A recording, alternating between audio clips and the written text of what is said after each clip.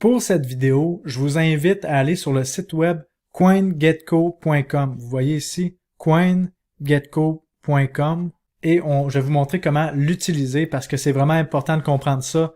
Dans la vidéo, on va voir aussi les types de crypto-monnaies, les catégories, comment fonctionne un market cap, comment fonctionne un prix d'une crypto et on va voir un petit peu les plateformes d'échange qui existent. Donc, si on commence sur CoinGecko, on voit le nombre de crypto-monnaies, de coins qu'il y a ici. On voit qu'il y en a 12 940. Les exchanges, ça, c'est les plateformes où est-ce qu'on peut acheter et vendre des crypto-monnaies. Il y en a 572 de listés. Il y en existe beaucoup plus que ça. C'est pas toutes les crypto-monnaies qui sont listées. Les exchanges ne sont pas toutes listées aussi, mais les plus grosses sont là. Le market cap, donc la capitalisation totale de toutes les crypto-monnaies, on parle de 2 trillions de dollars en ce moment. Le volume de transactions en 24 heures, on parle de 100 milliards de dollars aujourd'hui. Ça varie à chaque 24 heures, je pense que vous l'avez compris. On voit la dominance du Bitcoin est à 41%, donc le market cap qu'on voit ici du Bitcoin représente 41% du market cap total des crypto-monnaies. Donc c'est le Bitcoin qui est le leader des crypto-monnaies en ce moment en termes de capitalisation de marché. En deuxième, on a l'Ethereum. Donc lorsqu'on va sur CoinGecko, on peut quand même cliquer ici sur Market Cap si vous voulez voir le market cap total. On voit la charte ici là, qui remonte jusqu'à 2013. C'est quand même intéressant de voir la progression astronomique que les crypto-monnaies ont eue. Et si on revient au menu principal, on va faire un petit tour d'horizon rapide de qu'est-ce qu'on voit sur CoinGecko. Par exemple, si on descend ici, c'est classé en ordre de market cap, vous le voyez ici. Là, si on regarde le Bitcoin, on voit Bitcoin, BTC, ça c'est ce qu'on appelle un ticker. Donc, lorsque vous faites des transactions, vous allez voir BTC. Le Bitcoin va s'appeler BTC là, sur une plateforme d'exchange. Parfois Bitcoin, ça dépend. Donc, si vous voulez voir quelle crypto-monnaie qui représente un ticker, bien, vous allez sur CoinGecko. Vous pouvez écrire, par exemple, le ticker ETH. Vous voyez, c'est Ethereum. C'est ça que ça voulait dire. Et là, si on clique, par exemple, sur le Bitcoin pour aller voir un petit peu plus en profondeur tout ce qui se passe, on voit le prix du Bitcoin juste ici. On voit son range dans le 24 heures, le market cap. Bon, qu'est-ce que c'est le fameux market cap? Qu'est-ce que ça représente? Ben, ça représente le circulating supply, donc le total du nombre de bitcoins qui existent en circulation en ce moment. Il y en a 19 972 000. Et si on fait ce nombre-là fois le prix du bitcoin, on arrive avec le market cap. Ça, c'est vraiment important de comprendre comment fonctionne un market cap parce que les gens pensent que si une crypto-monnaie est moins chère, elle pense qu'elle vaut moins, mais il faut calculer en termes de market cap. Et même, je vais aller vous montrer un exemple tout de suite. Vous voyez par exemple ici XRP. On est à 0,77 $. Ça, c'est le prix du XRP pour avoir un XRP. Et un market cap de 37 milliards de dollars, pardon. Et là, si on descend, ben regardez par exemple le Chainlink est à 15 $, mais un market cap de 7 milliards de dollars. Donc, finalement, le Chainlink, si on regarde son market cap qui est de 7 milliards de dollars versus le XRP à 37 milliards de dollars, ben on voit que le XRP vaut 5 fois plus cher en market cap que le Chainlink et c'est ça qui est important. Pourquoi le prix est moins haut? Tout simplement parce qu'il y a beaucoup plus de XRP en circulation. Si on clique sur XRP, on voit qu'il y en a 47, ça c'est-tu des milliards? Ouais, 47 milliards 900 millions. Donc, c'est pour ça que le prix n'est pas cher et ça fait un market cap de 37 milliards de dollars. Donc, si on revient en arrière, on va retourner sur le Bitcoin. On voit que le total supply va être de 21 millions de Bitcoin. Le dernier Bitcoin va être miné en 2140 selon l'algorithme du Bitcoin. Et là, si on regarde les informations qu'on a sur le côté ici, le website, donc ça c'est pour le site web du Bitcoin, les Block Explorer. Donc, si vous voulez voir ce qui se passe sur la blockchain du Bitcoin, ben vous en avez plusieurs ici, là, des Block Explorer. On a les wallets. Donc, ça, c'est des portefeuilles dans lesquels vous pouvez détenir du Bitcoin. Et là, on a le Twitter du Bitcoin, le Facebook. Et si on descend, on voit la charte du Bitcoin. Vous pouvez cliquer sur Max ici pour voir sur toute la durée de vie du Bitcoin. Pour la dernière année, c'est ici.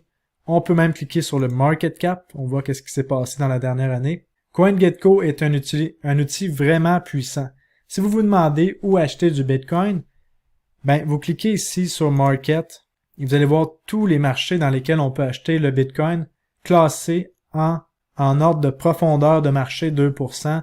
Donc vous voyez que il y a plusieurs marchés qui existent en ce moment. Là, il y en a des centaines où est-ce qu'on peut acheter le Bitcoin. Et la profondeur de marché 2%, ben c'est le nombre de dollars que ça prend pour faire bouger le prix du Bitcoin, par exemple, de 2% vers le haut ou 2% vers le bas, selon le livre, le carnet d'ordre qu'il y a sur le marché de cet exchange-là. Mais pour faire bouger le prix du Bitcoin de réellement 2%, il faut additionner toute la colonne qu'on voit ici là jusqu'en bas. Donc vous comprenez que ça prend beaucoup d'argent pour faire bouger le prix du Bitcoin. Donc voilà pour le Bitcoin. On va revenir sur le menu principal. Donc faisons un tour rapide des crypto-monnaies. Si on continue le Bitcoin, ben vous le connaissez, c'est la monnaie.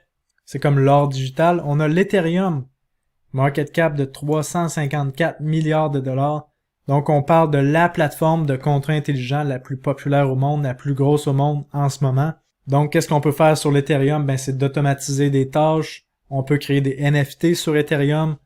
On peut avoir de la finance décentralisée et des jeux sur une blockchain comme Ethereum. En ce moment, les frais de transaction sont trop élevés pour avoir des jeux et que ce soit intelligent. En troisième position, on a le Tether. Ça, son seul et unique but, c'est de suivre le dollar US, le dollar américain. Donc, ça va toujours rester $1. Ça, c'est important de le comprendre. Donc, investissez pas dans le Tether ni dans l'USDC si vous voulez faire des gains, là. Vraiment pas, parce que ça, c'est des stablecoins. Et où est-ce qu'on voit ça? Si vous cliquez, par exemple, sur USDC, eh bien, on arrive sur la page ici. Et là, ce qu'on veut voir, c'est le tag. Donc, on descend ici dans tag. Et là, on voit que c'est un stablecoin. Et là, si on n'est pas sûr que c'est un stablecoin, ben tout simplement, on va voir la charte. On clique sur Max ici. Et là, on se rend compte que ça suit $1 là, presque à la perfection depuis quand même plusieurs années. Et vous voyez au début, il y avait plus de volatilité dans les stablecoins parce que les market cap étaient plus petits. Mais là, avec un market cap de 53 milliards de dollars, ça change la donne quand même. Et là, vous comprenez que le USDC est pas un coin. L'USDC est ce qu'on appelle un token. Un token, je vous initie à ça là, déjà dans la vidéo. Un token, c'est une crypto-monnaie, en fait, un smart contract qui est sur une autre blockchain. Donc, il n'y a pas sa propre blockchain. Puis là, en ce moment, le USDC est sur le Ethereum. On le voit sur la blockchain de XDAI, Polygon, BNB, Solana, TomoChain, Phantom. Vous voyez toutes les blockchains où est-ce que le USDC est dessus. Donc, qu'est-ce qu'il faut comprendre? C'est qu'on peut retrouver du USDC sur plusieurs blockchains et c'est ce qui va créer l'interopérabilité. Mais ça, on va voir ça plus tard dans la formation. Je ne fais que vous initier au concept. Et lorsqu'on a du USDC sur la blockchain d'Ethereum, lorsqu'on fait une transaction, ça nous prend de l'Ethereum. Ça, il faut comprendre ça. Donc, si on continue, on a le BNB ici, qui est une autre plateforme de contrats intelligents, un petit peu comme Ethereum, mais pour la blockchain de Binance, qui est la plus grosse plateforme d'exchange de crypto-monnaies au monde. On a l'USDC, le stablecoin. XRP, qui se veut être une monnaie décentralisée, mais en fait un petit peu centralisée avec les banques. C'est pas ma crypto-monnaie préférée. On a le Solana, une autre plateforme de contrats intelligents. Cardano aussi, plateforme de contrats intelligents. Une plateforme de contrats intelligents, vous vous souvenez que c'est comme Ethereum, tout comme Avalanche, tout comme Polkadot. Vous voyez, les plateformes de contrats intelligents, c'est la base sur laquelle d'autres tokens peuvent se bâtir dessus, d'autres compagnies vont se bâtir dessus. Donc, c'est pour ça qu'ils ont les plus gros market cap. Le BUSD, ben ça, c'est un stablecoin. Le Dogecoin, ben ça, on s'entend que c'est une monnaie. C'est presque une farce. Mais lorsqu'on voit le Dogecoin avec les Shiba Inu là, qui ont un market cap aussi élevé, on comprend que la blague peut se pousser assez loin au niveau des crypto-monnaies. Du Wrapped Bitcoin. Donc ça, qu'est-ce que ça veut dire? C'est du Bitcoin qui est enveloppé dans un contrat intelligent sur la blockchain de Ethereum. Mais ça, on n'ira pas voir ça dans la formation. On a le Chronos qui est la crypto-monnaie de Crypto.com et de sa propre blockchain. On a Matic qui est une solution pour que les frais d'Ethereum soient moins chers. Ce qu'on appelle une Layer 2, donc une deuxième couche. On a Cosmos, une autre plateforme de contrat intelligent. Le DAI, un stablecoin. Le Litecoin, une crypto-monnaie. Chainlink, un oracle qui permet d'aller chercher des données du vrai monde, les amener vers le monde de la blockchain. Donc, vous comprenez que c'est très varié. Chaque crypto-monnaie mérite son étude. Chaque crypto-monnaie a quelque chose de particulier. Comme Uniswap, c'est un exchange décentralisé. Decentraland, c'est tout ce qui est les metaverse, les terrains virtuels, les NFT. On a Axie Infinity qui est un jeu sur la blockchain, un play to earn. Donc, lorsqu'on joue et qu'on devient bon, on peut être payé pour jouer. Qu'est-ce qui est un nouveau concept qui est possible grâce à la décentralisation. Et il y en a plusieurs autres. Je ne vais pas toutes les passer. Mais vous comprenez que vous pouvez étudier énormément ce marché-là. Et là, on va aller voir une partie vraiment intéressante, c'est les catégories. Pour se faire un portfolio, qu'est-ce qui peut être intéressant, c'est d'aller voir les catégories ici. Et là, vous voyez les Smart Contract Platforms, donc les plateformes de contrats intelligents, sont le numéro 1 en termes de capitalisation boursière totale. Et là, vous voyez, il y a plusieurs catégories. L'écosystème de la blockchain de Binance, l'écosystème de Polygon, et vous voyez les stablecoins sont ici. On a les catégories de finances décentralisées, les tokens des exchanges, on a plusieurs écosystèmes comme vous voyez, les projets dans les NFT. Par exemple, si on clique dessus, on voit que Decentraland est là, Axie Infinity, The Sandbox, Theta Network.